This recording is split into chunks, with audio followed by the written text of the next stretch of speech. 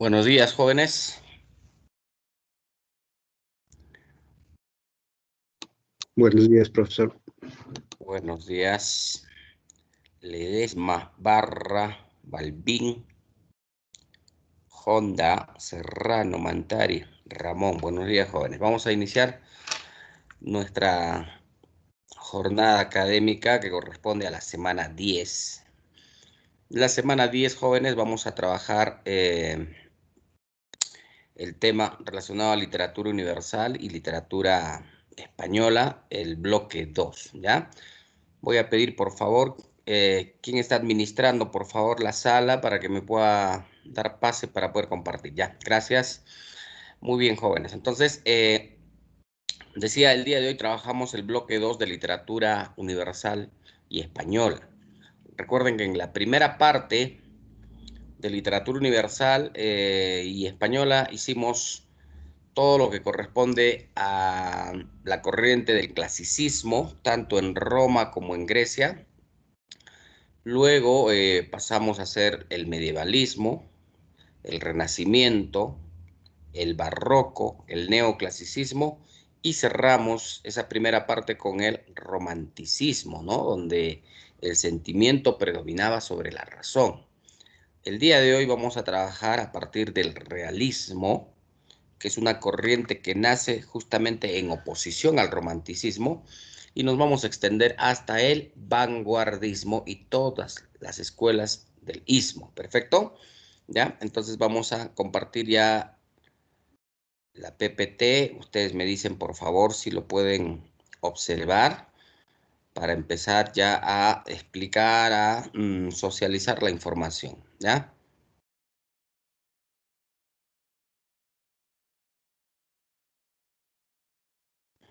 Ya. A ver, ¿se puede visualizar la PPT, jóvenes, por favor? Si alguien me dice que...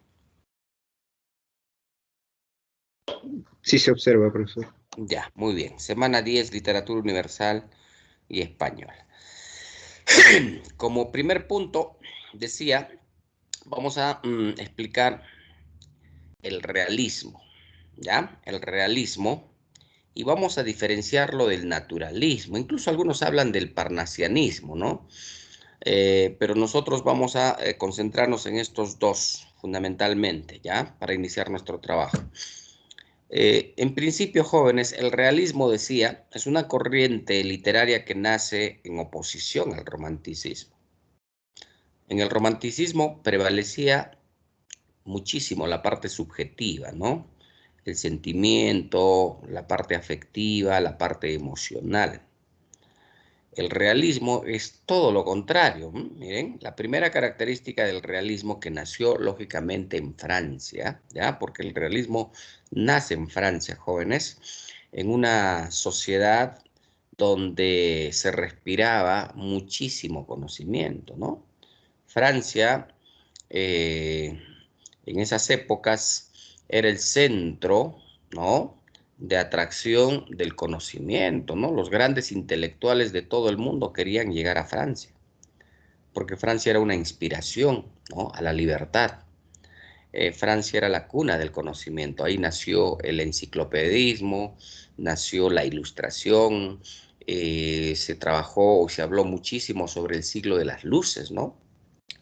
Incluso ese gran monumento que hasta hoy existe, que es la Torre de Eiffel, que tiene más de 8.000 luminarias, ¿no? Simboliza o le dice al mundo, pues, que Francia fue la cuna del conocimiento, porque las 8.000 luminarias simbólicamente representan a la luz, ¿no? A la luz, y la luz es el conocimiento, ¿ya? Entonces, una de las características del realismo, jóvenes, fue el predominio de la razón sobre el sentimiento, ¿no? ¿Se acuerdan que el romanticismo era todo lo contrario, ¿no? El sentimiento sobre la razón. En cambio, en el realismo es la razón sobre el sentimiento, ¿no? La reflexión, el aspecto intelectual sobre la parte afectiva. Entonces, en el realismo predomina la razón, ¿ya? Además, hay una capacidad de observación y objetividad.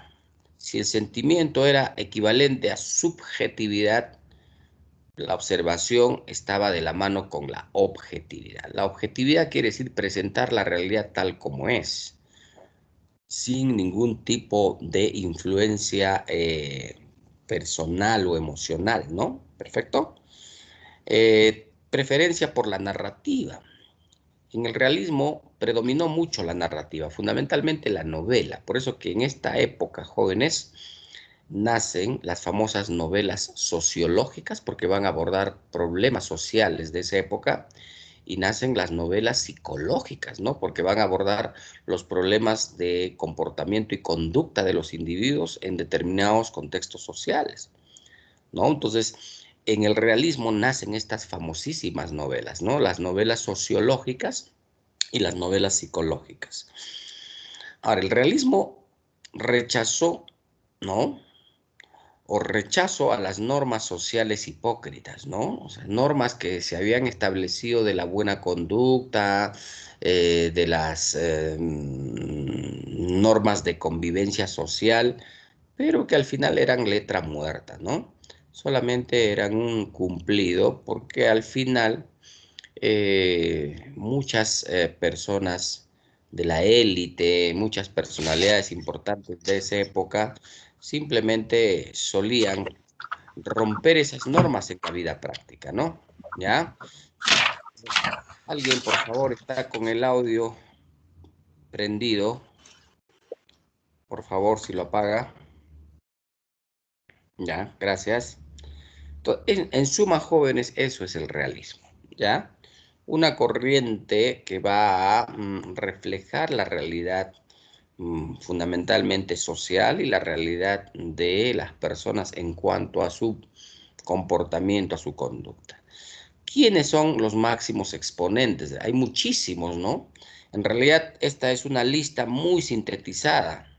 Hay una gran cantidad de escritores que representan al realismo, pero hay que tocar los más relevantes, ¿no? Por ejemplo, la élite del realismo en el mundo es este trío, ¿no? De escritores franceses. Stendhal, cuyo nombre verdadero es Henry Bailey, Honoré de Balzac y Gustave Flaubert son los máximos exponentes del realismo francés. Y además, pues son los máximos exponentes del realismo mundial, universal, ¿ya? Ahí están las obras que ustedes pueden, en alguna medida,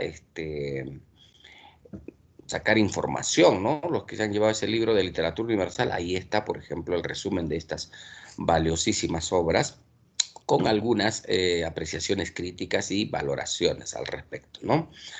En Rusia tenemos también otra élite de escritores que representan al realismo ruso. Fyodor Dostoyevsky, con esta famosísima obra, ¿no? Crimen y Castigo.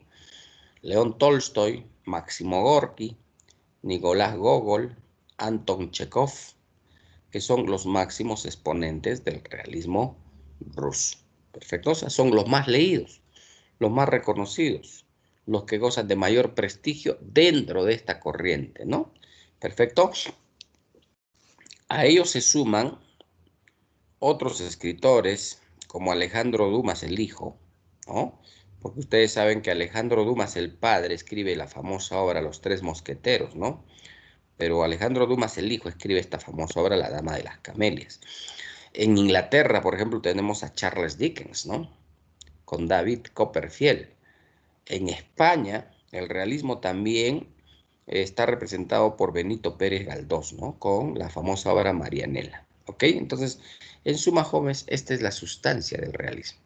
Y el realismo como corriente reflejó tanto lo bueno y lo malo de la sociedad, ¿no? Como nosotros decimos, lo feíto y lo bello de la sociedad, ¿perfecto? Entonces, hubo un equilibrio en reflejar esa realidad, ¿no? Lo bello y lo feo, o lo malo y lo bueno, lo negativo y lo positivo. A diferencia del naturalismo, escuchen bien, el naturalismo no es una corriente literaria. El naturalismo, según los entendidos y los críticos literarios, es la evolución final del realismo. O sea, el naturalismo es parte del realismo, jóvenes. Forma parte del realismo, pero tiene sus características muy particulares, ¿no? Perfecto. Algunos señalan que el naturalismo es la exageración del realismo. Y tienen razón, ¿no? Ahorita explico por qué, ¿ya? Entonces, repito, entre el realismo y el naturalismo no estamos hablando de dos corrientes, ¿ah? El realismo es la corriente literaria y el naturalismo es parte de esta corriente.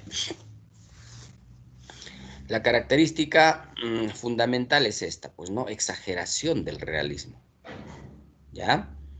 Cuando digo exageración, ahorita vamos a ver por qué, ¿ya? A diferencia del realismo, el naturalismo reflejó solo lo malo de una sociedad. Se interesó apasionadamente por reflejar lo negativo de una sociedad, ¿ya? Lo degradante de una sociedad. Entonces ahí radica su exageración, ¿no? Porque ellos se dedicaron exclusivamente a reflejar la realidad negativa de una sociedad, ¿no? Su estilo y lenguaje fue descuidado, ¿no? O sea, no repararon mucho en elaborar artísticamente el lenguaje. Ya utilizaron un lenguaje bastante sencillo, no se complicaron en este tema formal, ¿no? Ya describe realidades degradadas, ¿no? Justamente lo que les estaba diciendo, ¿no? El naturalismo se va a encargar de reflejar realidades que lindan con lo malo, con lo negativo de una sociedad, ¿no? Realidades degradadas porque trataban de describir ambientes sórdidos, ¿no? Ambientes sórdidos quiere decir, pues, ambientes abandonados, sucios, más o menos como si estuviéramos hablando, a ver, aquí en nuestra realidad, de esas casitas abandonadas que están ahí pestilentes, ¿no? Con un olor nauseabundo, eso, pues, ¿no? Eran realidades degradadas, perfecto, ambientes sórdidos y deplorables. Deplorables quiere decir pues que estaban en abandono total, ¿no? Retrata calamidades de una sociedad descompuesta, una sociedad podrida, una sociedad malograda, ¿no? Entonces ahí abordan, por ejemplo, los temas de la corrupción, del alcoholismo, las enfermedades, ¿no? Fundamentalmente los enfermos, ¿no? La explotación, la miseria. Entonces, estos son pues las famosas realidades degradantes, ¿no? Degradadas, ¿no? Que generalmente tienen como personajes a personajes marginados socialmente, ¿no? Rechazados socialmente. Entonces, eso fue el fundamento del naturalismo. Pero el naturalismo, jóvenes, se sustentó en bases científicas, o sea, la literatura tuvo que recurrir, aunque ustedes no lo crean, un poco a la ciencia. Y el naturalismo, como evolución final del realismo o como exageración del realismo, porque tocaba solo el lado negativo de una sociedad, ¿no? O el lado degradante de una sociedad, se fundamentó en el determinismo. El determinismo es una base científica, ¿no? ¿En qué consiste? El determinismo nos dice, señor, eh, este alcohólico, este enfermo, este corrupto, debe tener un origen, debe haber una causa de por qué es alcohólico, de por qué es enfermo, por qué es un corrupto, o por qué es un explotador, o por qué esa persona vive solo en la miseria, ¿no? Entonces, el determinismo te da un fundamento, ¿no? Te dice, hay razones o circunstancias sociales. Es decir, el alcohólico es fruto de una sociedad, de un contexto en el cual él se desarrolla, ¿no? Perfecto. Y desde el punto de vista genético nos dice, incluso puede ser hereditario. O sea, de padres alcohólicos, hijos alcohólicos, más o menos así, ¿no? Entonces, ellos fundamentaron en la literatura con bases científicas, ¿no? Buscaron permanentemente los naturalistas explicar, descubrir cuáles eran las razones de por qué existían este tipo de personas, ¿no? Que pertenecían a realidades degradantes. Luego se basaron en otro fundamento que fue la ciencia experimental y para ello utilizaron fundamentalmente la observación, ¿no? La observación, o sea, permanentemente observaron a este tipo de personas cómo era su comportamiento, buscaron, como se dice, la forma de explicar las razones de ello, ¿no? Y para eso plantearon pues todo con un carácter objetivo. Entonces, ya saben, esa es la esencia del naturalismo, jóvenes, ¿no? ¿Ya? Ahora, si me voy un poquito más allá, el parnasianismo también es otro formato del realismo, ¿no? Pero el parnasianismo es lo que nosotros decimos el arte por el arte. O sea, en otras palabras, el parnasianismo solo buscó la belleza del lenguaje, la estética del lenguaje, es decir, tuvo una preocupación extrema por la forma, más no por el contenido o el mensaje, ¿no? Ya, eso puede ser, en resumen, si queremos de repente tener una idea clara del parnasianismo, ¿no? ¿Quiénes representan al naturalismo? Aquí tenemos al gran Emilio Sola, ¿no? Tenemos a Guy de Maupassant, a Emilia Pardo Bazán, que son los más representativos, ¿no? Pero la figura máxima es pues Emilio Sola. Emilio Sola va a tratar estas realidades degradantes en obras muy particulares. Por ejemplo, Naná es una de las obras más importantes del naturalismo. Nos va a enfocar, nos va a hablar ampliamente sobre el problema de la prostitución. ¿Por qué se genera este problema social, no? La taberna es otra obra de Emilio Sola donde nos va a hablar el problema del alcoholismo. Germinal es otra obra donde nos va a hablar sobre el problema del obrero, ¿no? El salario, el tema laboral, etcétera, etcétera, etcétera. Entonces, jóvenes, ya no podemos equivocarnos entre el realismo y el naturalismo. Perfecto. Esta no es una corriente, es parte de esta gran corriente que se llama el realismo. ¿Ok? Pasamos a otro bloquecito. Aquí tenemos el simbolismo y tenemos el modernismo. Y el modernismo con el posmodernismo también tenemos que diferenciar, ¿ya? Una cosa es hablar de modernismo y otra cosa es hablar del posmodernismo. Pero vamos primero por el simbolismo. El simbolismo tiene dos partes muy peculiares, ¿no? Que ustedes deben entenderlo.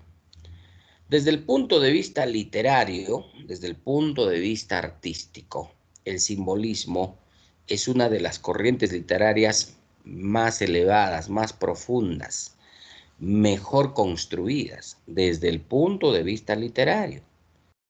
A diferencia de todas las demás corrientes que hemos estudiado, jóvenes, yo podría señalar enfáticamente que el simbolismo es una de las corrientes de mayor evolución, ¿ya? De mayor complejidad.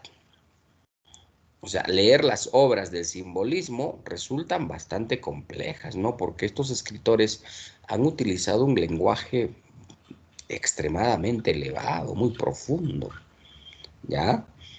Pero ¿cuál es la otra cara del simbolismo? O sea, esto es desde el punto de vista literario.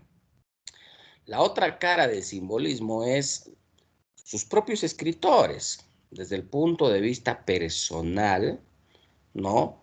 Fueron personas que prácticamente se entregaron a la vida mundana, así de manera escandalosa, ¿no? De manera exagerada, sin pudor, ¿no? Frente a una sociedad francesa pudorosa, muy cuidadosa, muy conservadora, pues estas personas, estos escritores, desde el punto de vista personal, pues generaron un escándalo social, ¿no?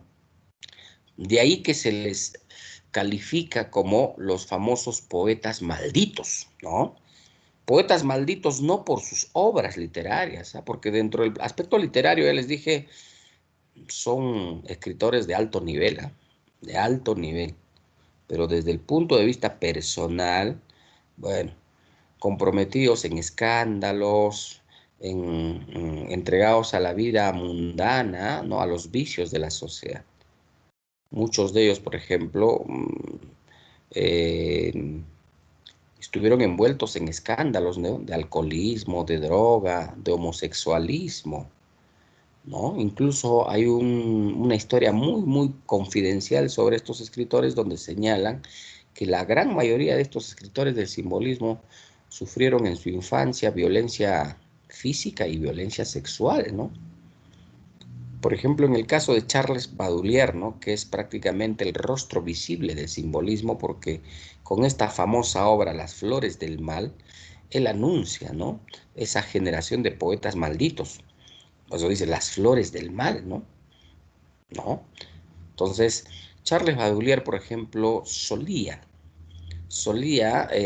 visitar con frecuencia los burdeles y solía embriagarse a extremo, ¿no? Porque a él lo encontraban en una situación deplorable en las calles de Francia, tirado en las bancas de los parques, es decir, pues, o sea, una vida disoluta, ¿no? Una vida disoluta que la sociedad lo rechazó, o sea, en su tiempo, jóvenes, estos poetas fueron rechazados por una sociedad, fueron maldecidos, ¿no? Por eso que de ahí viene, pues, el denominativo de poetas malditos, ¿ya?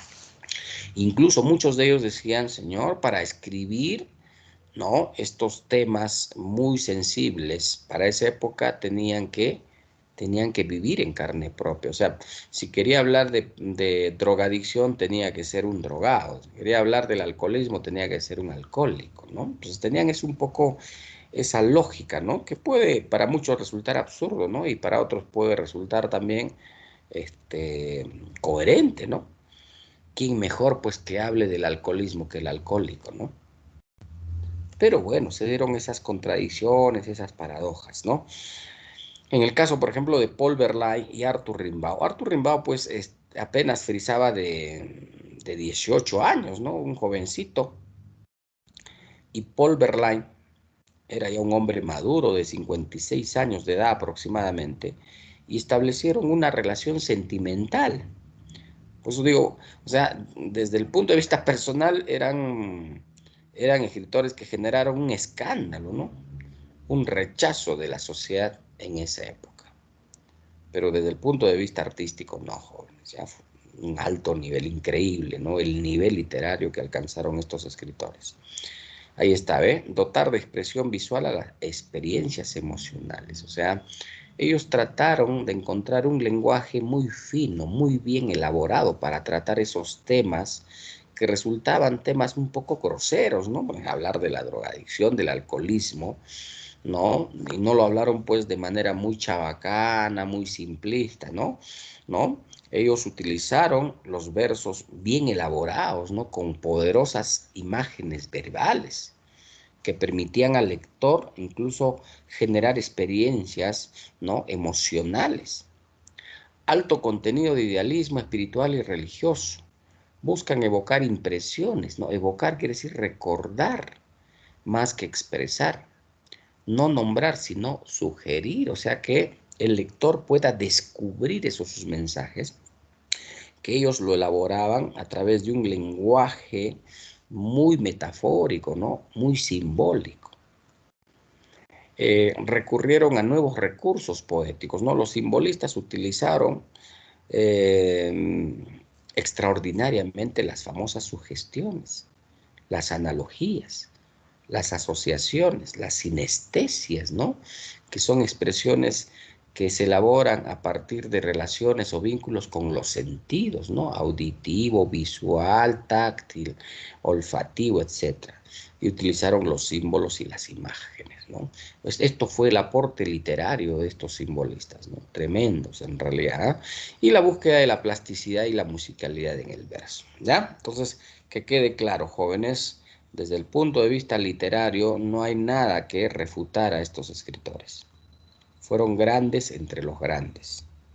Un fuerte nivel, un elevado y profundo nivel literario que alcanzaron sus obras.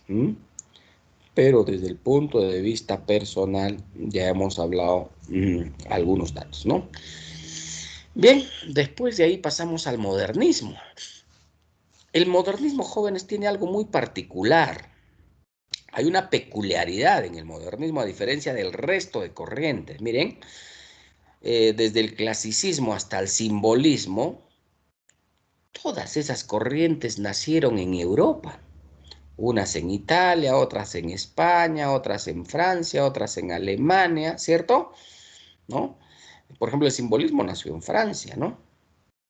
Y todas nacieron en Europa y a partir de ahí establecieron una poderosa influencia en el mundo entero. Pero en el caso del modernismo hay una particularidad, porque el modernismo, jóvenes, es la única corriente que nace en Hispanoamérica. El modernismo nace en Hispanoamérica y a partir de ahí ejerce su poderosa influencia por primera vez en todo el mundo, ¿no? Una corriente que por primera vez nace en Hispanoamérica y ejerce influencia en todo el mundo. Ese es el modernismo. ¿Qué características tenemos del modernismo? Culto a la belleza, arte por el arte. Todas estas características que están acá indicadas, jóvenes, apuntan a un solo objetivo, al arte por el arte. ¿Qué es el arte por el arte? Ya dije, ¿no? Que en esta corriente literaria que nace en Hispanoamérica, los escritores se preocuparon fundamentalmente por encontrar, por dotarle de una belleza total al lenguaje. Es decir, una preocupación por la búsqueda permanente de la belleza del lenguaje. En otras palabras, el arte por el arte es una preocupación extrema por la forma y no por el fondo, ¿no? Es como si hablamos, a ver, de los concursos de belleza, ¿no? Donde se prioriza más la belleza física, ¿no? ¿Cierto? O sea, la parte externa. Y poco o quizás nada sobre la belleza interna, que en este caso es pues la capacidad, el talento, la habilidad de la concursante, ¿no?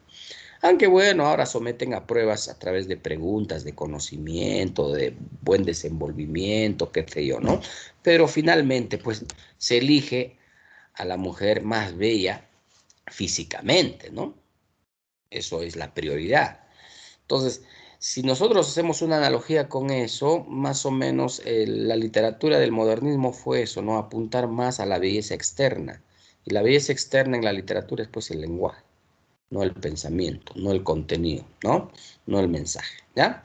Entonces, todas estas características apuntan a eso de la belleza del lenguaje, ¿ve? Perfección formal y musicalidad de los versos, eso es pues belleza del lenguaje. Combinaciones léxicas, ¿no? Combinaron, por ejemplo, la sinestesia que cogieron del simbolismo, ¿ah?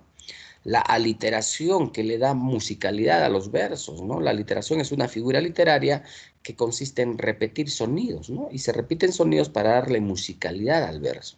Esto también cogieron de los simbolistas. Las metágoges también, ¿no? Que son combinaciones léxicas. Y todo esto apuntaba a buscar belleza en el lenguaje.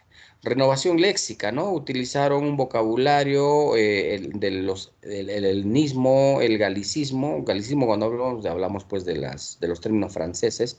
Los cultismos, ¿no? Los términos cultos. Para también dotarle de belleza al lenguaje. El preciosismo, el exotismo, la fantasía y el mundo novismo también fueron parte de...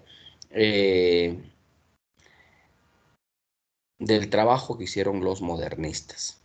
Cuando hablo de preciosismo, aquí los modernistas se concentraron en utilizar imágenes como por ejemplo los cisnes, las sirenas, los centauros, o sea, imágenes que estaban más relacionadas a seres mitológicos, ¿no? Para buscar el preciosismo de su planteamiento. El exotismo tiene que ver con reflejar lugares lejanos, ¿no? Lugares universales, lugares muy reconocidos en el mundo. Y todo esto, pues, alimentado de mucha fantasía, ¿no? Y finalmente el mundo novismo, ojo que los modernistas también se preocuparon por reflejar los paisajes maravillosos del Ande, los paisajes andinos, ¿no? Y eso es pues el mundo novismo, ¿perfecto? El nuevo mundo que ellos dicen, ¿no? Perfecto. Entonces, esa es la esencia del modernismo, jóvenes, ¿no? Yo creo que el punto de flexión del modernismo era esto, ¿no? Lograr una alta belleza en el lenguaje. Su precursor, el que inicia el modernismo en Hispanoamérica, es José Martí, ¿no? En Cuba, con esta famosa obra Versos Sencillos. Su máximo exponente, o sea, su máximo representante es Rubén Darío. Rubén Darío, el nicaragüense, ¿no? Que tiene tres etapas bien marcadas, ¿no? Azul, que representa su etapa de inicio, prosas profanas, que representa su etapa intermedia, y cantos de vida y esperanza, que representa su madurez literaria, ¿no? De Rubén Darío, el máximo exponente del modernismo. Bueno, ahí le sigue ya pues José Enrique Rodó, Leopoldo Lugones, Amado Nervo en México, y en el Perú el máximo exponente del modernismo es pues José Santos Chocano, ¿no? El cantor de América, ¿no? Con esa famosa obra Alma América, es el que más va a representar al modernismo en el Perú. Ahora, ¿qué diferencia hay del modernismo con el posmodernismo? El posmodernismo se da después del modernismo y nace como una reacción contra los excesos modernistas. O sea, los posmodernistas nacen como un rechazo, una reacción a estas exageraciones del modernismo. Decía, no, oye, estos exageran mucho en la búsqueda de la belleza del lenguaje, ¿no? La literatura no solamente es buscar la belleza del lenguaje, sino también es reflejar realidades, ¿no? Contenidos, mensajes, ¿no? De lo que se habían olvidado los modernistas. Entonces, ellos surgen por eso, ¿no? Hay un predominio más a lo nacional que a lo exótico, ¿no? Mientras que el modernista valoraba lo exótico, el exotismo, que era valorar escenarios, paisajes mundiales, universales, lejanos. El postmodernista prefiere prestarle atención a los escenarios nacionales. ¿Mm? Una inclinación esteticista y musicalidad innovadora que fue ya equilibrada, ¿no? O sea, eso de darle musicalidad al verso, darle belleza al verso, pero ya fue equilibrado, no llegó a este nivel extremo de los modernistas. Esa es la diferencia. Y los máximos exponentes aquí está pues Gabriela Mistral, Premio Nobel de Literatura 1945, ¿no? La primera Premio Nobel de Literatura latinoamericana, ¿no? La chilena Gabriela Mistral, cuyo nombre verdadero es Lucila Godoy de Alcayaga, ¿no? Una maestra dedicada a su trabajo a la niñez y donde pues va a alcanzar un reconocimiento, ¿no? Sus obras, una de las obras más importantes es Desolación. Juana Dimbarbur, Alfonsina Storni, por ejemplo, en Argentina también, ¿no? Forma parte de esta generación del postmodernismo, ¿ok? Entonces, hasta ahí ya tenemos jóvenes explicado, ¿no? Un poco estas corrientes que ya corresponden a este segundo bloque. No podemos olvidarnos también de la literatura española, pues, ¿no? Porque justamente el título de nuestra semana es Literatura Universal y Española, ¿no? Entonces aquí vamos a explicar a dos grandes generaciones que nacen en España, ¿no? Dos grandes generaciones que tienen sus propuestas bien marcadas, ¿no? Sus diferencias, pero tienen rasgos comunes. La generación del 98 y la generación del 27. El orden es cronológico, ¿ah? Profesor, ¿por qué primero no el 27 y por qué después no el 98? Es que la generación del 98 es de 1800. La generación del 27 es de 1900. Por eso hay un orden cronológico. ¿Perfecto? Esto es 1898 y esto es 1927. ¿Cuáles son los rasgos comunes de estas generaciones? Los dos nacen en España, ¿ya? Los dos son generaciones españolas. Segundo, los dos nacen con un objetivo fundamental que es valorar, revalorar o recuperar la imagen o reivindicar la imagen de España. ¿Y por qué ocurre esto? Porque desde el contexto social, España se debatía en una crisis generalizada, ¿no? Una crisis generalizada provocada por sus políticos, por sus malos políticos. Los malos políticos habían sumido en una crisis generalizada de España, ¿no? Una crisis política, cultural, social, económica. Y bueno, la imagen de España estaba por los suelos. Y quienes se encargaron de convertir a España en una sociedad no, que prácticamente había sucumbido, eran pues los políticos. Y quienes se comprometieron con recuperar la dignidad, reivindicar la imagen de España, fueron los intelectuales de esa época, ¿no?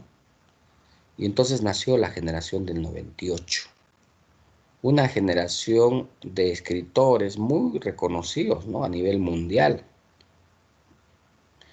dirigidos por Miguel de Unamuno, que es la máxima figura, ¿no?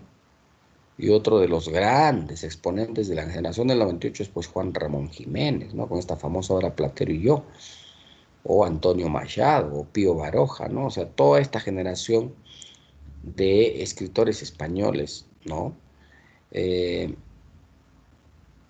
Nacen con este gran objetivo de reivindicar, ¿no? El concepto de España, la imagen de España. Pero fue una generación cerrada y radical, jóvenes, ¿no? ¿Cerrada en qué sentido? ¿No? Porque ellos promovieron el chauvinismo y la xenofobia. O sea, el chauvinismo quiere decir, pues, un amor extremo, exagerado a la nación. O sea, el nacionalismo. ¿Perfecto? Eso es el chauvinismo, ¿no? Cuando tú amas extremadamente y valoras y consumes solo lo que produce tu nación. Y por oposición, el chauvinismo se convierte prácticamente en un xenófobo, ¿no? Porque rechaza todo lo que viene de afuera, todo lo extranjero. Esa es la xenofobia. Claro, si yo valoro solo lo que hay en mi nación, obviamente tengo que rechazar lo que viene de afuera, ¿no? Entonces, se dan cuenta, fue una generación cerrada y radical desde esta perspectiva. Ahora, revaloran la obra de Miguel de Cervantes Saavedra, sí, ¿no? Revaloran, difunden la obra porque como ellos son chauvinistas, van a valorar lo que pertenece a su nación, ¿no? Entonces van a buscar muchas formas de difundir, de revalorar la obra de su máxima figura de la literatura española, que fue Miguel de Cervantes Saavedra. Muestran un tono pesimista, sí, en el sentido de que todo lo que venía de afuera lo miraban con una carga negativa, ¿no? O sea, ellos decían, todo lo que podía venir de afuera era negativo, era malo. Entonces, si se dan cuenta, era una generación cerrada, ¿no? Radical en este sentido, ¿no? Nacionalistas y rechazo a las influencias que venían de afuera. A diferencia de la generación del 27, la generación del 27 ya fue una generación abierta, progresista, tolerante. A decir de muchos, la generación del 27 ya recibe una poderosa influencia del vanguardismo. En cambio, la generación del 98 recibe una influencia muy poderosa del modernismo, ¿no? Esa es la gran diferencia también que hay que tener en cuenta.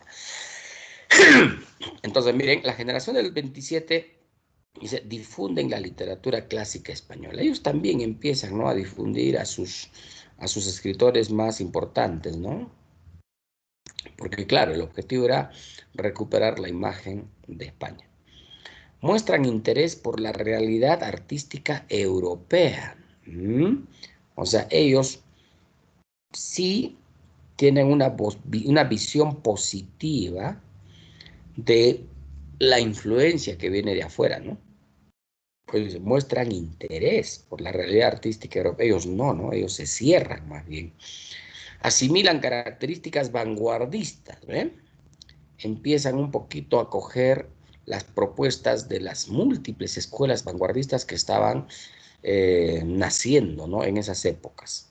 Y a partir de ahí construyen una poesía del inconsciente, la locura, poesía lúdica, poesía combativa, porque eran propuestas ya del vanguardismo, jóvenes, ¿ya? Entonces, esa es la esencia de estas generaciones, del 98 y del 27. ¿Quiénes representan a la generación del 27? ¿No? Una generación abierta, tolerante, progresista. Rafael Alberdi es la máxima figura. Aquí también hay que leer pues a Vicente Alexandre, a Federico García Lorca, ¿no? A Miguel Hernández. O sea, son generaciones de escritores con un alto nivel y una alta presencia, ¿no? En la sociedad española. Y lógico, muchos de ellos también con una presencia significativa en la literatura mundial. ¿Ok? Eso es en suma la generación del 98 y la generación del 27. Y finalmente, para cerrar nuestro trabajo de esta semana, ahí tenemos el vanguardismo. ¿Ya? La corriente literaria, ¿no? Que hasta la actualidad sigue vigente, ¿no? Porque todo lo que se está produciendo en el vanguardismo es escuelas, ¿no? Los ismos, el expresionismo, existencialismo, surrealismo, dadaísmo, futurismo, creacionismo, eh, todos los ismos que ustedes hoy día van a conocer. Por lo menos tengo un promedio de 8 ismos, ¿no? Que son escuelas vanguardistas. Pero primero hay que entender qué es el vanguardismo. Cuando yo hablo de vanguardismo, vanguardia significa estar con la novedad, con lo nuevo. ¿Perfecto? ¿Ya?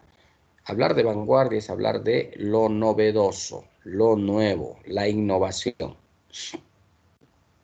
Por eso que la característica fundamental del vanguardismo dice, no, busca la originalidad. Y claro, pues, ¿qué es la originalidad? ¿Qué es lo original? Lo original, pues, es algo distinto, algo diferente, ¿no? Si es algo distinto, diferente, ya es nuevo. Algo distinto, diferente al común, ¿no? ¿Cierto? Creando un arte experimental, porque todas estas escuelas van a experimentar una serie de propuestas para poder buscar la originalidad, o sea, ir en busca de algo novedoso, algo innovador. Entonces, esta es una característica fundamental que no se deben olvidar, ¿no? La originalidad y el arte experimental, esas fueron las características que sostienen al vanguardismo, ¿no? Porque su búsqueda del vanguardismo, de todo vanguardista, era pues la búsqueda de lo nuevo, de algo distinto, de algo diferente. Manifiesta tendencia socialista, revolucionaria. Claro, la revolucionaria tiene que ver pues con el cambio, ¿no? Con el cambio. E intelectualista. Profundiza el mundo interior de las personas, predominio del narrador múltiple, intervención activa del lector. Claro, en el vanguardismo como arte experimental se va a buscar proponer cosas nuevas, ¿no? Por ejemplo, van a aparecer las famosas técnicas narrativas, ¿no? Esta, por ejemplo, del narrador múltiple es una técnica narrativa. Entonces, vamos a ver de manera muy precisa cada una de las escuelas que propone, cuál es su sustancia, cuál es la característica de cada una de ellas, ¿ya? El expresionismo, ¿ya? El fundamento del expresionismo es preocuparse por la expresión literaria, ¿no? Que sea una expresión literaria muy dulce, muy estética, muy fina. Por eso que la expresión literaria lo van a relacionar ellos con las artes plásticas y la música. Las artes plásticas para que esa expresión sea flexible. Música para que esa expresión tenga muy fuerte movimiento, ¿no? Entonces, expresionismo viene de expresión, darle una expresión poderosa al lenguaje. Y para ello se recurre a las artes plásticas y la música. ¿Ya? Reconstruyen la realidad. Y otro aporte importante del expresionismo es, pretenden expresar filias y fobias del ser humano. Cuando digo filias me refiero a las aficiones. Cuando digo fobias me refiero a los miedos, a los temores o a los rechazos. ¿Ya? Entonces, eso fue en suma el expresionismo. Miren, acá tenemos a las máximas figuras, ¿no? Pero la cabeza del expresionismo es Bertolt Brecht. ¿no? Con esta famosa obra Madre Coraje y sus hijos. Le sigue también Luigi Pirandello, ¿no? Con el difunto Matías Pascual.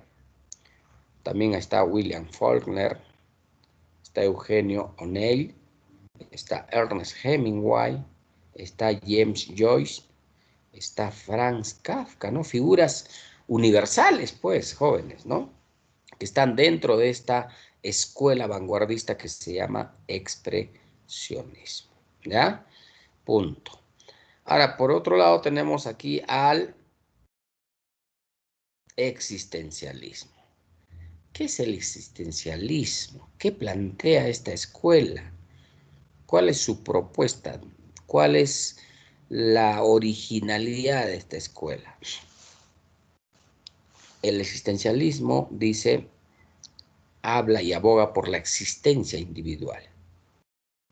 O sea, nos dice, el individuo es libre de hacer o de no hacer con su vida, con su existencia. Pero todo lo que pueda hacer ese individuo en su existencia debe asumirlo, ¿no? Responsablemente. O sea, debe ser responsable de sus actos. Por eso que ellos desarrollan esta teoría de la ética de la responsabilidad individual. El existencialismo dice, señor, yo vivo mi vida, ya hago lo que yo considero pertinente con mi vida, pero lo más importante es que yo asumo la responsabilidad de mis actos. Esa fue la propuesta del existencialismo, ¿no? El individuo con una ética de responsabilidad de sí mismo. No que el individuo, si le pasa algo, le carga la responsabilidad al vecino, al amigo, al hermano, al padre, al profesor, a la sociedad. No, señor. No. Tú eres libre de hacer lo que te plazca en el mundo. Pero eso sí, asumes la responsabilidad de tus actos, ¿ya? Esa es la sustancia del existencialismo. ¿Quiénes son los máximos exponentes? Claro, la figura visible, la más leída del existencialismo es Jean-Paul Sartre, con esta famosa obra El ser y la nada, ¿no? Incluso tiene otra obra muy famosa que es Náuseas, ¿no? Y ahí van a encontrar la esencia de esta escuela, ¿no? Tenemos a José Ortega y Gasset, Meditaciones del Quijote, Antonio Machado, ¿no? A Simone de Beauvoir, ¿no? Con El segundo sexo, o Alberto Camus con La peste, ¿no? Que son obras extraordinarias, ¿eh? Que te sacuden el cerebro terriblemente. O sea, estas escuelas vanguardistas son muy poderosas dentro del aspecto literario, jóvenes, ¿no? Su nivel de trabajo literario es, pues, gigante. Un equivalente a lo que hicieron los simbolistas, ¿no? Un manejo de un lenguaje, una temática, una propuesta innovadora, una originalidad, ¿no? Y bueno, a ver, en el Perú, ¿quién es el máximo exponente del vanguardismo? ¿Alguien me puede decir? Si estamos abordando el vanguardismo, ¿quién es el que expresa o representa al vanguardismo en el Perú? Hay una figura importantísima. Todos los años le hacen homenaje las universidades más importantes a este escritor peruano. La Universidad de Inglaterra, la Universidad de Alemania, la Universidad de Estados Unidos, la Universidad de China, la Universidad de Francia, las más importantes, todos los años le hacen homenaje, ¿no? La vida, la obra, la vigencia. ¿De qué autor nos César estamos Vallejo. refiriendo? ¿De quién? De César Vallejo. De César Vallejo. Pues César Abraham Vallejo Mendoza, jóvenes, no se olviden, es el máximo exponente del vanguardismo en el Perú. Porque él también planteó ya una propuesta original, ¿no? En sus obras. ¿Ya? Y bueno, hay que leer pues las obras. Yo les recomiendo que lean, por ejemplo, sus obras completas, ¿no? Trilce, o Poemas Humanos, o Heraldos Negros, que son obras completas. Y dentro de estas obras completas hay poesías impresionantes, con un fuerte y poderoso nivel literario. Pues cuando a Vallejo tú lo lees, te complicas, ¿no?, en entenderlo, porque Vallejo pues utiliza ya todo un lenguaje extremadamente elaborado, a un nivel pues, un nivel que no tiene parangón, ¿eh? No solamente la poesía, ¿no? Por ejemplo, tiene una novela, El Tungsteno, ¿no? O ese cuento famoso de Paco Yunque, ¿no? Que tiene toda una simbología, jóvenes, ¿verdad? Yo participé en un evento nacional que organizó la Universidad de Lima, todavía cuando era pues estudiante universitario.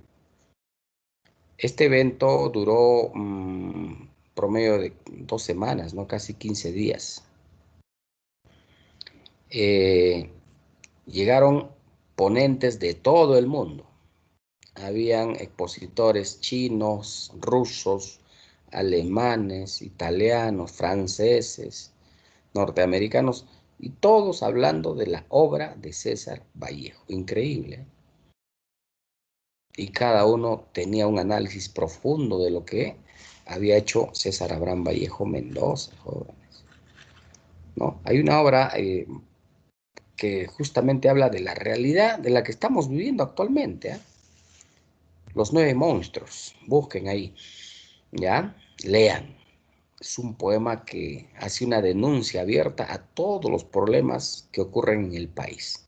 Y una partecita del poema aborda el problema de la salud en el Perú. Y Vallejo lo denuncia, pero de una manera literaria, artística. Esa, por ejemplo, que dice esta famosa obra, ¿no?, de Piedra Negra sobre Piedra Blanca, ¿no?, que es una obra poética de Vallejo que anuncia prácticamente su muerte, ¿no? Es una predestinación, ¿no?, de su muerte, cuando dice: me moriré en París, tal vez un jueves como hoy. Jueves será de otoño. Y en realidad muere, pues, ¿no?, un Viernes Santo. Y él estaba anunciando, ¿no?, que iba a morir un jueves. Y el jueves ya estaba, pues, en agonía, en realidad, ¿no? Una premonición, ¿no? Es increíble.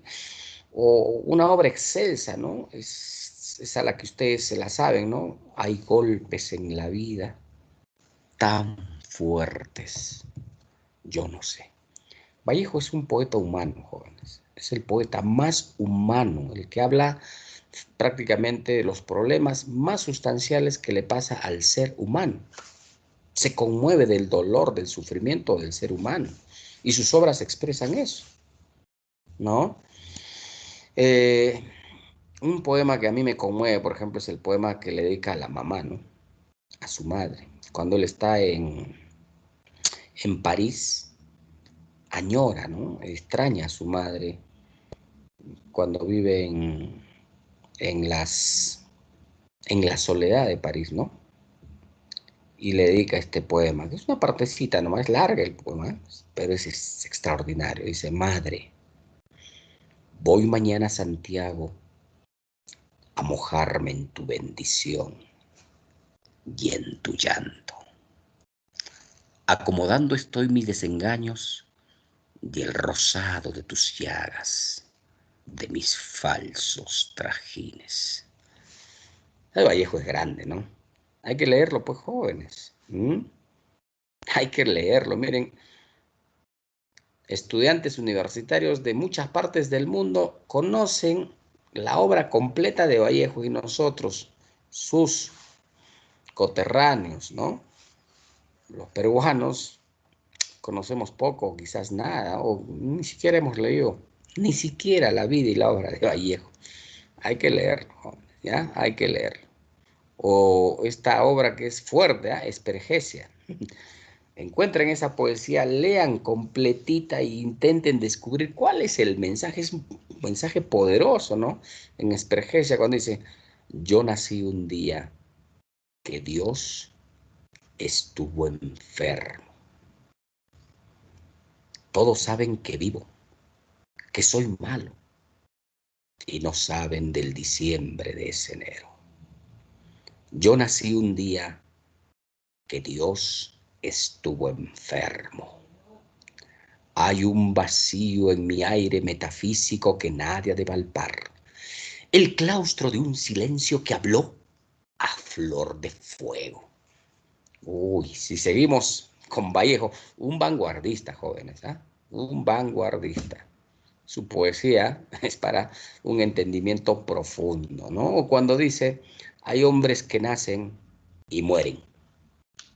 Hombres que sin haber nacido mueren. Hombres que nacen y no mueren son los más. Bueno, yo me dedicaría a hablar tanto de Vallejo y no terminaríamos la clase, jóvenes. Ya vamos a retomar. Entonces, recuerden, el máximo exponente del vanguardismo en el Perú es pues nuestro poeta universal César Abraham Vallejo Mendoza, natural de Santiago de Chuco, ¿no? La sierra del departamento de La Libertad, y que hace pocos años convirtieron su casa de Vallejo en un museo, ¿no? Donde están las obras, están todos los recuerdos físicos que ha dejado pues este gran escritor que ha conmovido al mundo, ¿eh? Ha conmovido al mundo, ¿ya? Muy bien, pasemos al surrealismo. El surrealismo es otra escuela, ¿no?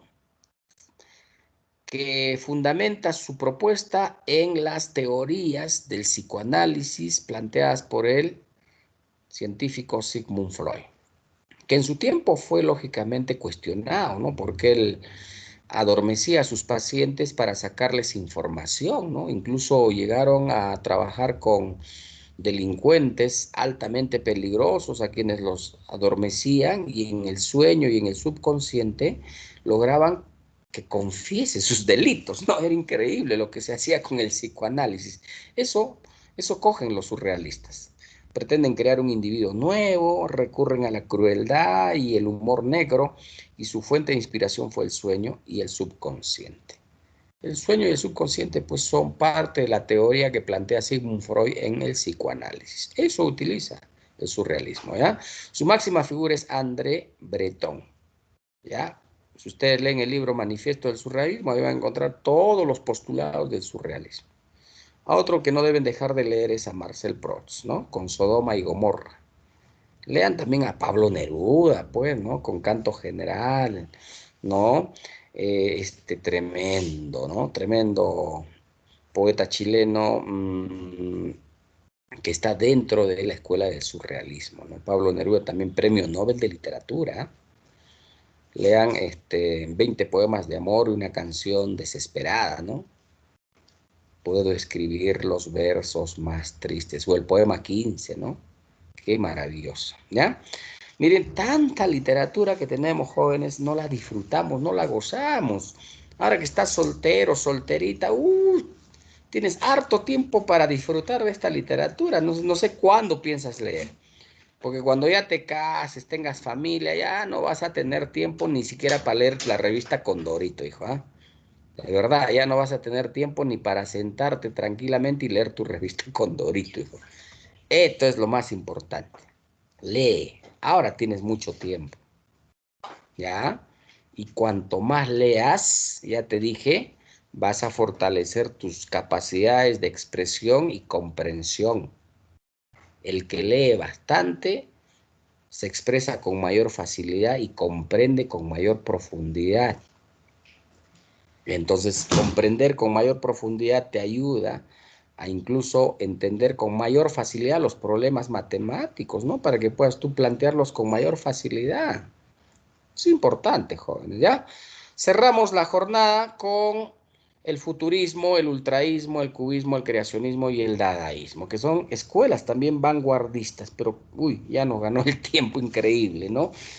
Es lindo, hablar de la literatura, imagínense, hablar de cada escritor, de cada autor es extraordinario, ¿ya? Entonces yo le voy a pasar el PPT a la señorita delegada ¿Ya? Y los que quisieran de repente mayor precisión de estas escuelas del futurismo, el cubismo, aunque bueno, acá están detallados algunas características, me mandan nomás por el WhatsApp sus preguntitas y yo les voy a contestar. ¿Ok, jóvenes? Entonces toda esta información la van a tener, no se preocupen, ¿ya?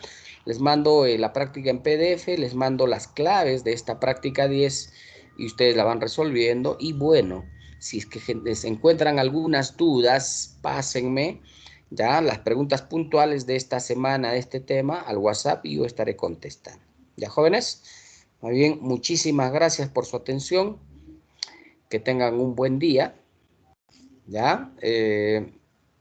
Y bueno, estamos siempre para servirlos, ¿ya? Porque ya estamos prácticamente entrando ya a al último bloque, ¿no? De esta preparatoria, ¿no? Prácticamente nos quedan 4 semanitas. Hay que ponerle más fuerza, más voluntad, más ganas, por favor. Hay que ganarle al tiempo, no permitir que el tiempo nos gane a nosotros, ¿ya? Hay que aprovecharlo al máximo el tiempo, ¿ya? Hay que planificar nuestras actividades de tal hora esto, de tal hora a tal hora esto, o sea, que ningún tiempo quede vacío y que lo esté aprovechando al máximo, ¿ya? Cuídense, jóvenes. Muchísimas gracias por su atención. Nos vemos.